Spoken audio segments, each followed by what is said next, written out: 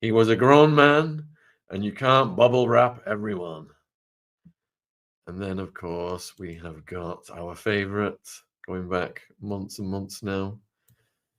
Did his lawsuits keep getting bigger and bigger? And he launched the 100 million lawsuit against NBC. Now, we looked at that with Chris Todd the other night on this channel.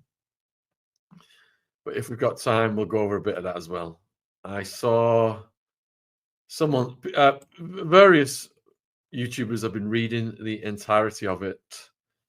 And I have been listening to them. And I saw that Jaguar Wright was mentioned as well. Hello, Bailey. It's getting like the Yellow Pages. Happy Valentine's from Kala, especially to the singles. You are appreciated and worthy, of course. Kim, there's something in the water. Sean, this sounds very interesting as usual. The USA is becoming drama queen central. That's from Kim. Monica Lewinsky, have like 8 hours to catch up on Don't Sweat It. Waiting on all the goss. Well, if you've got 8 hours to catch up on, you're in for trouble because I think we've got 4 hours coming tonight and tomorrow night and probably Sunday and Monday even more. I think Monday we've got like 6 hours, 7 hours. All right, so let's put one of our favorite faces on the screen. And we'll delve into this story first. Bill Gates warns RFK is misleading people. Now, how many of you are aware or saw Bill Gates when he was getting interviewed? They said to him, what was your rate of return on your investments in the jabs? And he euphemized it and said it was a 20 bagger. His initial investment was 10 billion. And if you've got a 20 bagger on 10 billion, run the math on that one, folks. So there was a lot of what he called conspiracy theories saying that he'd made 200 billion of a 10 billion investment. And his detractors, they call this philanthrocapitalism, whereby you are purporting to help the world, in this case, saving kids, etc. Remember when Monsanto had that rice? They were voted the most evil company in the world year after year. But Monsanto always fell back on, we are saving the kids from blindness with our GMO rice. Anyway, nobody believed them. And in the end, Monsanto had to change their name because there was so much bad blood attached to the brand. They got bought out by some other company. And yes, Garden Times, Bill needs to be investigated. But we are at the twilight of that, I believe, now. Because this let's go over it more slowly, shall we then? So we have got RFK being appointed MAHA Commission on Chronic Disease, chaired by RFK. So let's look at the chronology of what's happened here. Trump signed an executive order to establish a Make America Healthy Again Commission, just hours after RFK was confirmed as the Deputy of Health and Human Services, HHS. Kennedy will chair the task force focusing on investigating the, quote, root causes of America's escalating health crisis. The commission will address childhood chronic diseases. Broadly speaking, the commission is the Trump admin's effort to dramatically overhaul the national conversation on health policy.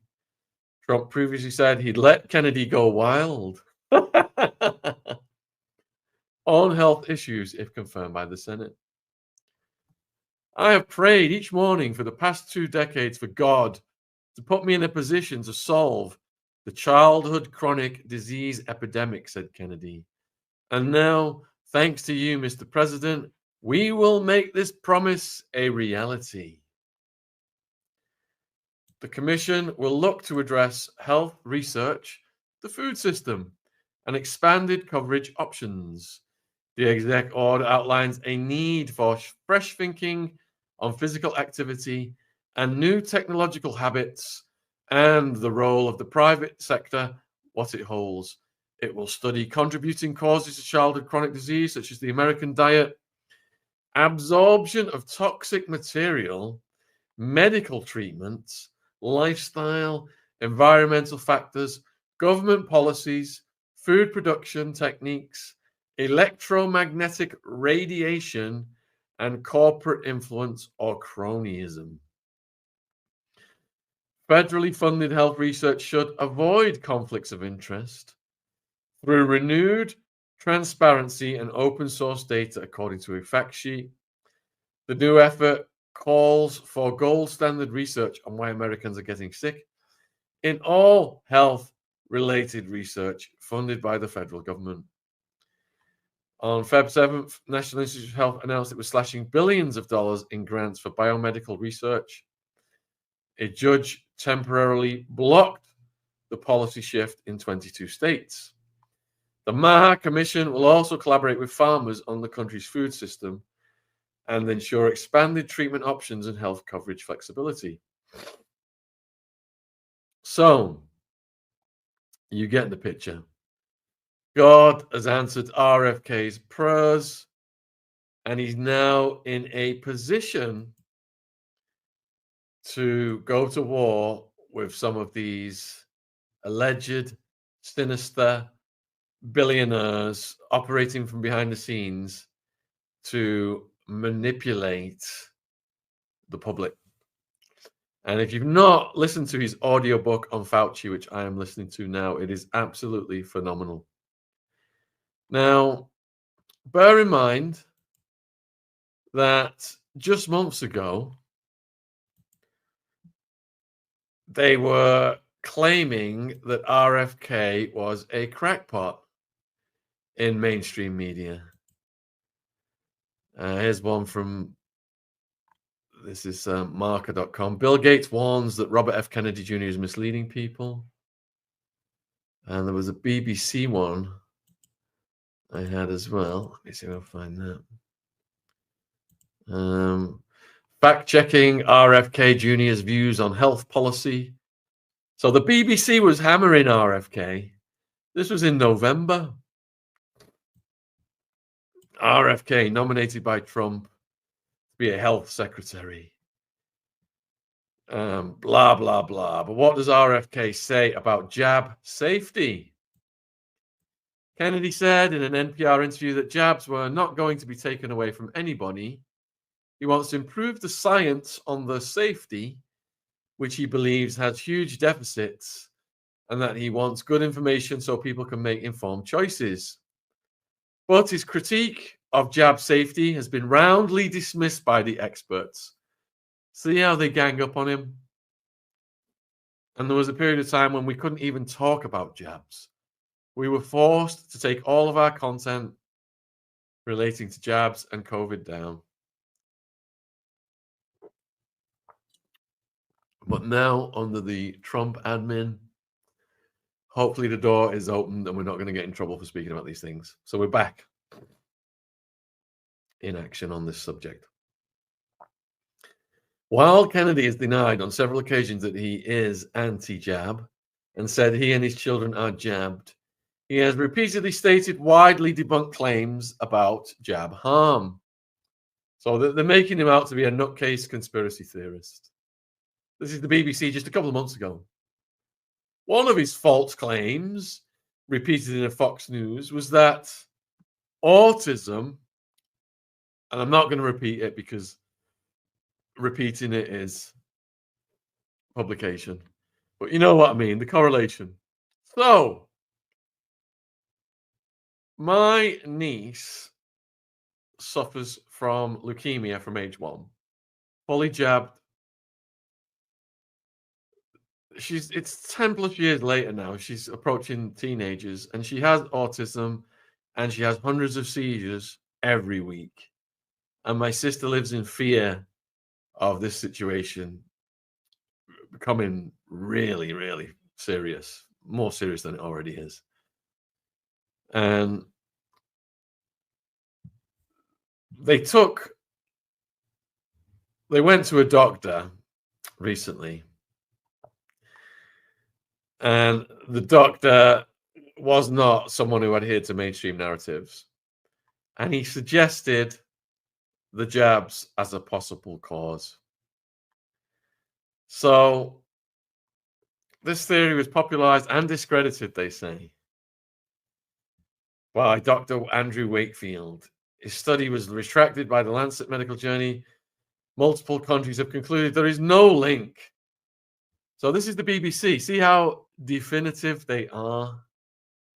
Because if you let the government put something inside you, who's to say if something happens in your future that has caused it, when there are so many other factors that work on your body around the clock that you could never possibly identify what is the smoking gun? So it's a catch-all whereby they can say there's definitely no link, because they can always say it could have been caused by something else. And that's what they say about everything that happens after the fact. It could have been caused by something else. And they look at people as if they're crazy when they suggest this, mainstream people. All right, so that's the first thing that they're saying, RFK. We're doing so much JFK stuff these days. I'm getting confused. We got 2 lots of JFK on Saturday, including Oswald's workmate. He doesn't understand tech, so I'm going to have to hold the phone up to the microphone to interview him. All right. Then next up, they're saying, actually, let me just ask you guys regarding this claim of autism and the jab. Put 1 in the chat if there is a chance it could affect kids and create this. Put a 2 in the chat if you do not believe that is the case. You think there's no way in hell that it can be connected. Let's see what you guys think. Looks like we got 1, 1, 1, 2, 1, 2, 1, 1, 1. So looks like we're about 80% ones right now, and it's rising. All right, let's go over to the next thing they're saying RFK was a crackpot talking about. And that is misleading claims on fluoride in drinking water. Now, they're saying this is a naturally occurring mineral recognized to protect teeth against decay, which it is a naturally occurring mineral. But my understanding is it's also a byproduct of the aluminium industry, aluminum, depending upon which side of the pond you're on, aluminium, aluminum, tomato, tomato. But when you just mass add it to water supplies, that's not naturally occurring, is it? And where are they sourcing it from? This article by the BBC starts out saying, yeah, it's a naturally occurring mineral. It's not saying where it's sourced from. My understanding is there is a theory that this is a byproduct from industry also, which costs a huge amount of money to dispose of. But they figured out if they sell it to the government, they don't have to pay to dispose of it. So I don't drink tap water, folks. And this is one of the reasons. But we've also had people on who talked to us about what's in tap water, from birth control, antidepressants, substances. All right, so RFK has long campaigned against the practice and claimed that Trump will be, as president, will be advising all US water systems to remove it from public water. I'm going to do another poll. Put a 1 in the chat if you think this type of fluoride that they are dumping in our water should be removed from the water. Put 2 in the chat if you think it's completely healthy for your teeth and it should stay in the water. Excuse me. Looks like you guys are all on RFK side on this one. Kennedy said it was associated with arthritis, bone fractures, bone cancer, IQ loss, neurodevelopment disorders, and thyroid disease. But Professor Avjit Banjari, chair of cardiology and operative dentistry at King's College London, wonder whose payroll he's on, said the potential harmful effects cited have not been associated with very low levels of it used in water programs. I'm going to look at this more closely when I get off this to see where it's sourced from. I don't think they're just putting natural it in there. All right, so the report has proved highly controversial. Dr. Ray Lowry of the British Society notes that the ruling was not an outright condemnation of it. Rather, it suggested that the EPA could investigate further to ensure an adequate safety margin. So on number one and number two there, I mean, number one's about letting the government put things in your body, and number two's also about letting the government put things in your body through water. And personally, I would rather the government was not putting things in my body. Next one. What has RFK said about ultra-processed food? He has been outspoken about his concerns about additives in foods and how big part ultra-processed foods play in many people's diets. He said it is driving the obesity epidemic. He linked UPFs with a range of medical conditions, including cancer and mental health conditions in young adults. But here's the rebuttal for this one, folks. I mean, anyone with an halfpenny of common sense can see if you're eating processed garbage, it's going to cause a range of ailments. But here's the BBC defending this because they're probably on the payroll somehow or other. The experts are on the payrolls that they consult. That's how it works, isn't it? There is a growing body of evidence that these foods aren't good for us. And although recent research shows many pervasive health problems, including cancers, obesity, and depression associated with diet, but there's no clear evidence as yet that they are caused by UPFs. Again, folks, this is how they get around it. You get jabbed. 10 years later, something kicks in from that.